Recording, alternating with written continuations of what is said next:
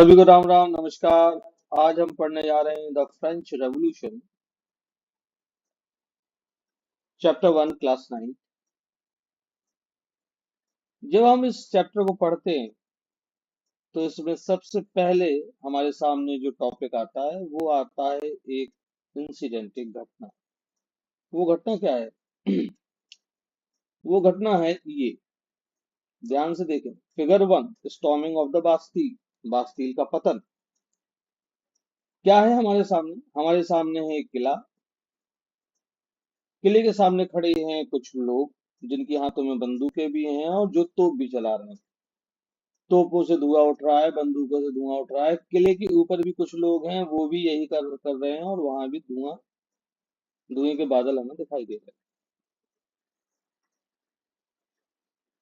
तो ये दृश्य है बास्तील के किले के युद्ध के बारे में। पढ़ते हैं। On the morning of 14th July 1789, the city of Paris was in a state of alarm. The king had commanded troops to move into the city. Rumors spread that he would soon order the army to open fire upon the citizens.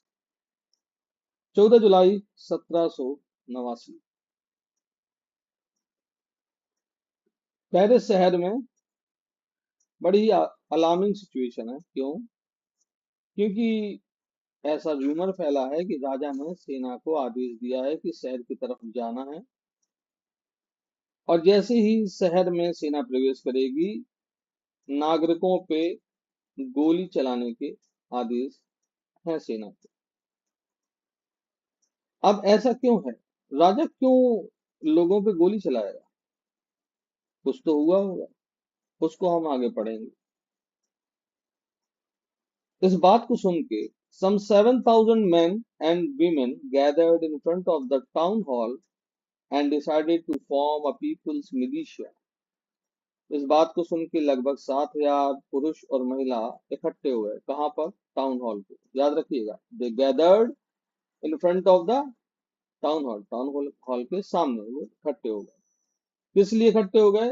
To form a people's militia, एक युद्धक टोली form करने के लिए वो वहां पर इकट्ठे हो गए। They broke into a number of government buildings in search of arms. वो कई सरकारी इमारतों में जबरन फोर्सफुली घुस गए। और उनका पर्पस क्या था? उनका पर्पस था सर्च ऑफ आर्म्स, शस्त्रों की तलाश में वो सरकारी बिल्डिंग्स में घुस गए। Finally, a group of several hundred people marched towards the eastern part of the city and stormed the fortress prison, the Bastille. और अंत में क्या हुआ? फाइनली कई सौ लोग शहर की पूर्वी भाग पर आगे बढ़ते हैं, और वहां पर जो एक किला है जिसका नाम बास्तील है, जो एक जेल भी है, प्रिजन भी है। और उनको ये आशा थी, किसको?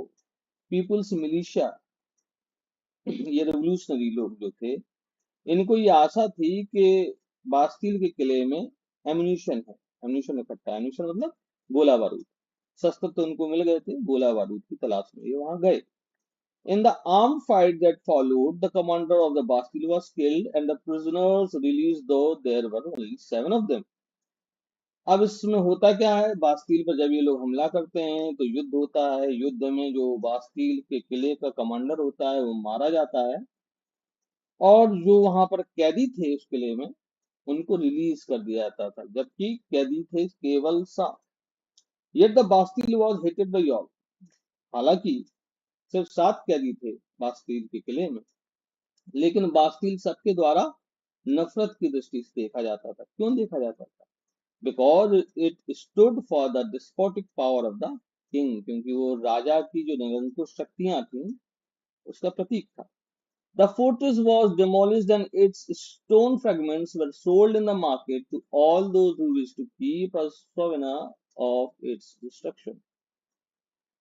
तहस नहस कर दिया गया बास्तील का किला, और उसके जो फ्रेगमेंट्स थे, जो ईट पत्थर थे, गारा था, वो सब मार्केट में बेचा गया और लोगों ने खरीदा, जो उसके डिस्ट्रक्शन, जो उसका जो ईंट पत्थर था वो यादगार के रूप में उसको रखना चाहते।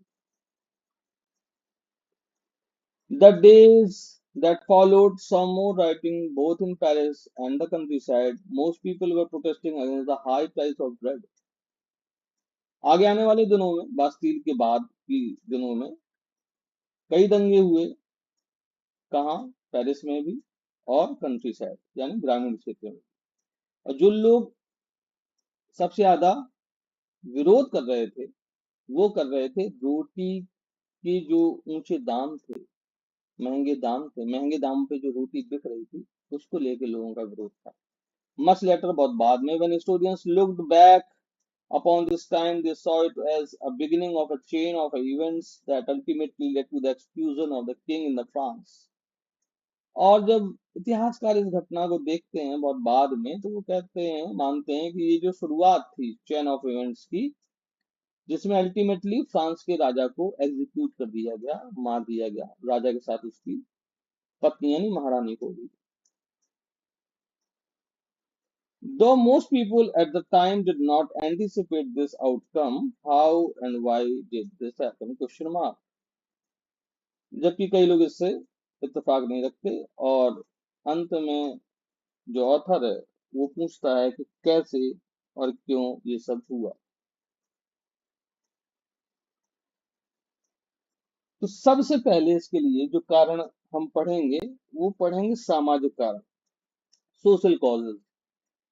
सोशल कॉजेज में हम सबसे पहले स्टडी करेंगे कि फ्रांस की जो सोसाइटी थी लेट 18th सेंचुरी में, उसका स्ट्रक्चर क्या था। तो एक हल्की सी नजर हम डालते हैं फिगर 2 में, जिसमें वहाँ जो सोसाइटी थी लेट 18th सेंचुरी में फ्रांस की, वो 3 स्टेट में डिवाइडेड थी। First state, second state and third state. First state में आते थे क्लर्जीज, नोबिलिटी। क्लर्जी मतलब पादरी लोग, चर्च के पादरी। नोबिलिटी मतलब राजा के दरबारी, सरदार, सेनापति आदि आदि, जमींदार। और थर्ड स्टेट में आते थे, थर्ड स्टेट में भी कैटेगरीज थी। थर्ड स्टेट में गरीब और अमीर दोनों प्रकार के लोग थे। थर्ड स्टेट में वो लोग भी थे जो बिग बिजनेसमैन थे, मर्चेंट्स थे, कोर्ट ऑफिशियल थे, लॉयर थे, आदि आदि आदि थे, यानी जिनके पास पैसा था और शिक्षा भी थी। बिग बिजनेसमैन, आपको याद रखना चाहिए कि फ्रेंच ईस्ट इंडिया कंपनी उस समय भारत में थी। 1789 की बात कर रहे हैं हम लोग। इसका मतलब है east India, British east India company और फ्रेंच ईस्ट इंडिया कंपनी, दोनों कंपनीज भारत में व्यापार कर रही थी, यानी बिजनेसमैन अच्छा खासा पैसा कमा रहे थे भारत से उस समय। सेकंड कैटेगरी में आते थे किसान और आर्टिसंस, पीजेंट्स एंड आर्टिसंस। और सबसे नीचे आते थे स्मॉल पीजेंट्स, लैंडलेस लेबर और सर्वेंट। थर्ड स्टेट में भी ये 3 कैटेगरीज थी। In 1774, Louis XVI of the Bourbon family of kings ascended the throne of France। 1774 में लुई 14वां बॉनबॉन राजवंश का, उसके राजवंश का नाम था बॉनबॉन डायनेस्टी, बॉनबॉन फैमिली। तो बॉनबॉन राजवंश का लुई 16वां 1774 में, 1774 में फ्रांस के सिंहासन पर बैठता है। सबसे इंपॉर्टेंट बात ये थी कि he was 20-year-old and married to the Austrian princess Mary Antoinette। उसकी उम्र थी केवल 20 वर्ष और उसकी शादी हुई थी ऑस्ट्रियन राजकुमारी मैरी एंटोनियट से। Upon his accession, the new king found an empty treasure। राजा तो बना ही लुई 16वां, देखने से मिला क्या? खाली खजाना। Long years of war had drained the financial resources of France। बहुत लंबे समय तक युद्ध होने के कारण फ्रांस का जो आर्थिक संसाधन थे, वो सब जो है खर्च हो चुके थे, ड्रेन हो चुके थे। Added to this was the cost of maintaining an extravagant court at the immense palace of Versailles। और इसमें भी सबसे ज्यादा खर्चा क्या जोड़ देता था? जो उसके दरबार के या राजा के स्वयं के जो खर्चे थे, जो पैलेस ऑफ वर्सलेस को मेंटेन करने में जो खर्चा होता था, उससे भी राजकोष पे बहुत ज्यादा दबाव पड़ता था, भार पड़ता था। Under Louis 16th, France helped the 13 American colonies to gain their independence from the common enemy Britain. तो फ्रांस एक्चुअली एक कैथोलिक कंट्री था। कैथोलिक कंट्री होने के नाते उसका ब्रिटेन से हमेशा युद्ध रहता था, क्योंकि ब्रिटेन जो था वो प्रोटेस्टेंट क्रिश्चियन थे, चर्च ऑफ इंग्लैंड जिसे कहते हैं।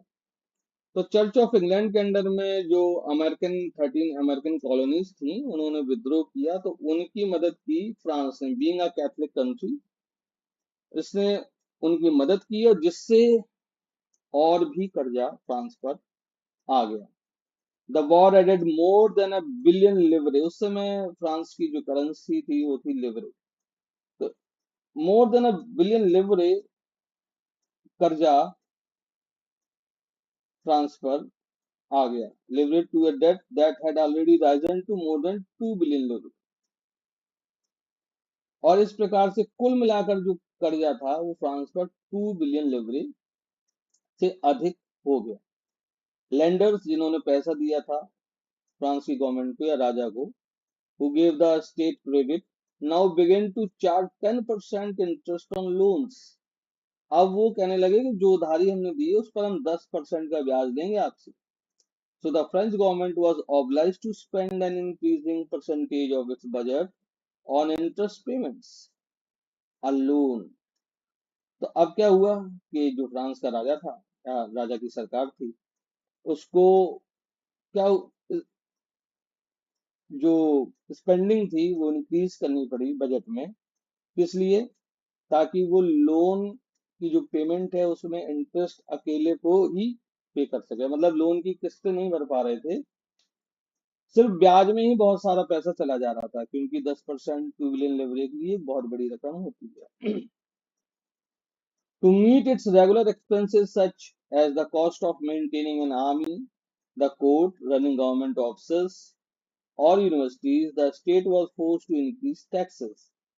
अब जब बहुत बड़ा हिस्सा बजट का इंटरेस्ट, लोन का इंटरेस्ट पे करने में चला गया, तो देश के तो और भी खर्चे होते हैं, जैसे आर्मी को मेंटेन करना है, राजा को अपने कोर्ट को मेंटेन करना है, राजा के जो कर्मचारी हैं, जो ऑफिसेज हैं, उनमें लोगों को तनख्वाह देनी है, यूनिवर्सिटीज, आदि आदि आदि। ये जो खर्चे राजा के होते हैं, इसके लिए आवश्यक हो गया कि टैक्स को बढ़ाया जाए। Yet even this measure would not have sufficed. French society in the 18th century was divided into three states and only members of the third state paid taxes.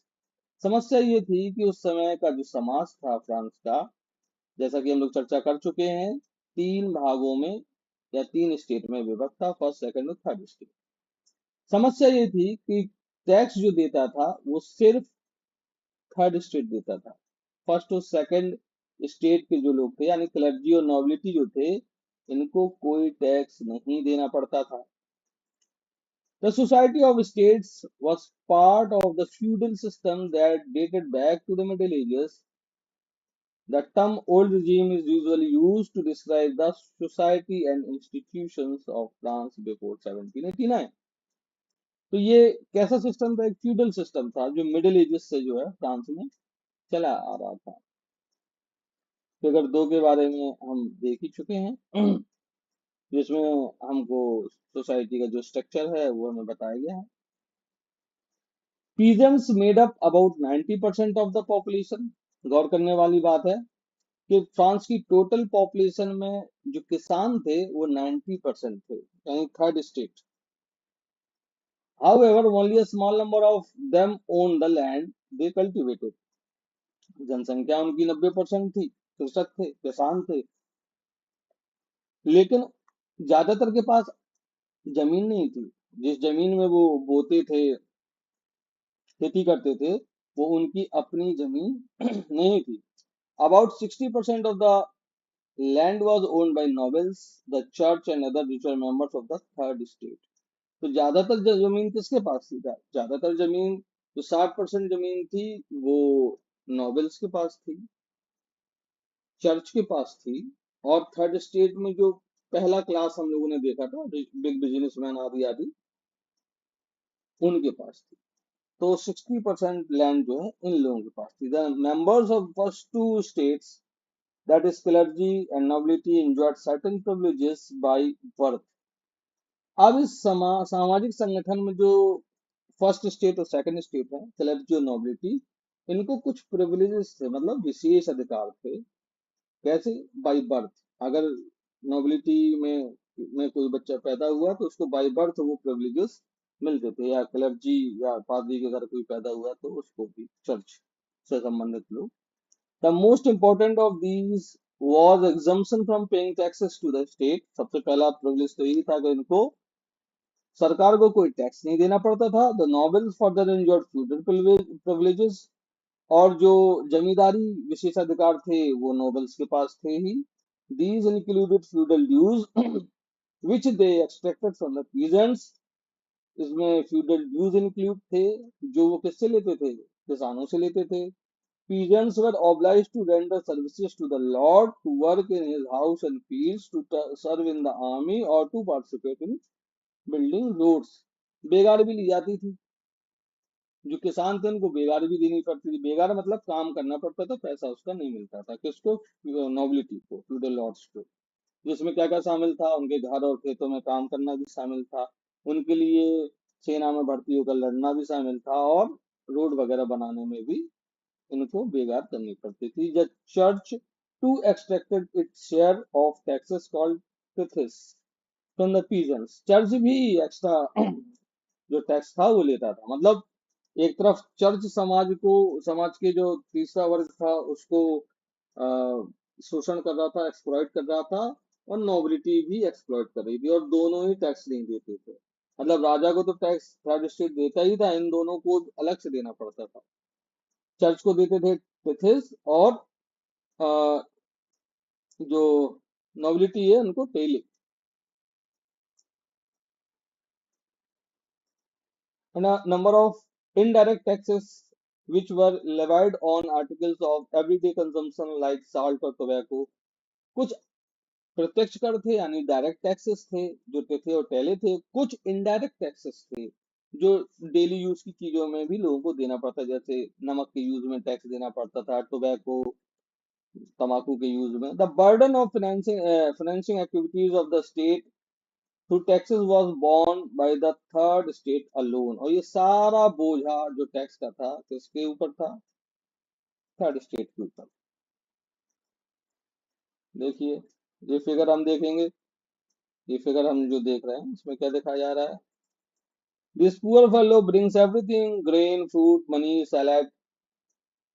The fat lord sits there ready to accept it all. He does not even care to graze him with a look। मतलब वो गरीब आदमी सब कुछ लाया, allot सलाद, fresh fruit वगैरह सब कुछ, और वो मोटा सा हैट लगा के आदमी बैठा है, वो देखने का भी कष्ट नहीं कर रहा उसकी तरफ, वो देख भी नहीं रहा है उसकी तरफ। तो ये देखिए, the nobleman is the spider, the peasant the fly. अच्छा, नॉबलमैन को स्पाइडर से कंपेयर किया गया, और उसके जाल में जो फंसा हुआ वो है, जो फ्लाई फंसी है, वो पीजेंट है। और ये जो प्रोड्यूस रखा है, the more the devil has the more he wants. मतलब जितना डेविल को दो उतना उसकी इच्छा बढ़ जाती है। ठीक है, तो आज के लिए इतना ही। और अगला जो हमारा टॉपिक होगा वो होगा द स्ट्रगल टू सर्वाइव। यहाँ से हम लोग शुरू करेंगे। आज के लिए इतना ही। धन्यवाद, अपना ख्याल रखें, राम राम।